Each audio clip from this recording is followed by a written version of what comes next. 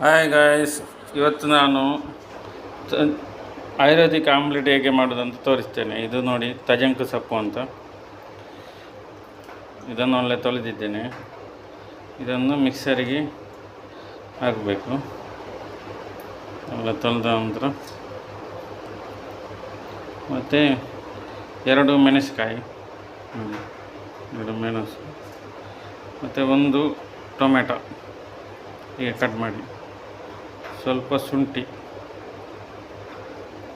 ಮತ್ತು 1 ತುಂಡು ನೀರುಳ್ಳಿ. ಹೇಗೆ ಮಾಡೋದು ಅಂತಂದು ಹಾಕ್ತೀನಿ. ಇನ್ನು ಮಿಕ್ಸರಲ್ಲಿ ಇದನ್ನು ಕಡಿಬೇಕು. ಸ್ವಲ್ಪ ಇದೆ, ಈಗ ಕಡ್ದಾಗಿದೆ.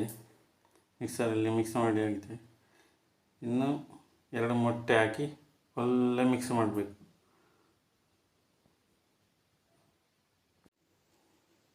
ಈಗ 2 ಮೊಟ್ಟೆ ಹಾಕಿದ್ದೇನೆ.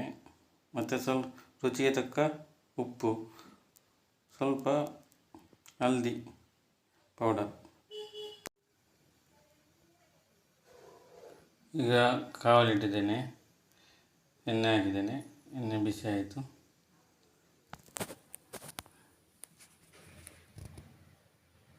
ಇದನ್ನು ಮಿಕ್ಸ್ ಮಾಡಿ ಆಮ್ಲೆಟ್ ಆಗಿ ಮಿಕ್ಸ್ ಆಯಿತು ನೋಡಿ.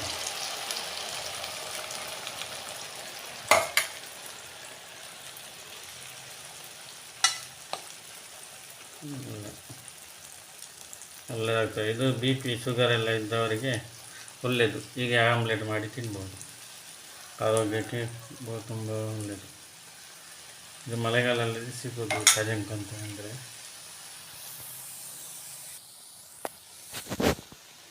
ನೋಡಿ, ಇದನ್ನು ಮುಚ್ಚಿ ಒಂದು 5 ನಿಮಿಷ ಇಡಬೇಕು. ಈಗ ಬೆಂದಿದೆ ನೋಡಿ. ಇದನ್ನು ಇನ್ನು ಪಲ್ಟಿ ಮಾಡಬೇಕು, ಮಗುಚಾಗಬೇಕು ನೋಡಿ. ಈಗ ಪಲ್ಟಿ ಮಾಡಿದ್ದೇನೆ. ಪಲ್ಟಿ ಮಾಡುವಾಗ ಸ್ವಲ್ಪ ಜಾಗ್ರತೆ ಬೇಕು. ಸ್ವಲ್ಪ ಹೊಡಿ ಆಗ್ತದೆ. Omelette super. ನೀವು ಸಹ ಮನೆಯಲ್ಲಿ ಮಾಡಿ ನೋಡಿ. Thank you. ಶೇರ್ ಮಾಡಿ, ಲೈಕ್ ಮಾಡಿ.